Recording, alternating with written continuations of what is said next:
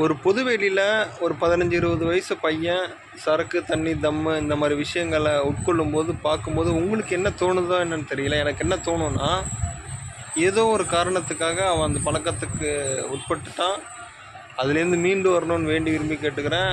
அதையும் மீறின எனக்கு பயம் என்னென்னா, இவங்கள பார்த்து அடுத்த தலைமுறையினர் அதனால் அந்த வழிக்கு போயிட்டாங்கன்னா ரொம்ப கஷ்டமாக இருக்குமே, அது மாறணுமேங்கிற நோக்கம் மட்டும்தான் எனக்கு இருக்கும்.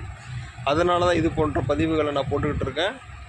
இப்போ உள்ள காலகட்டங்களில் தப்பு செய்கிறவங்களோட எண்ணிக்கை கம்மியாக இருக்குது, நல்லவங்க அதிகமாக இருக்காங்க. அதனால பெருசாக இந்த சமூக சீரழிவு ஏற்படலை.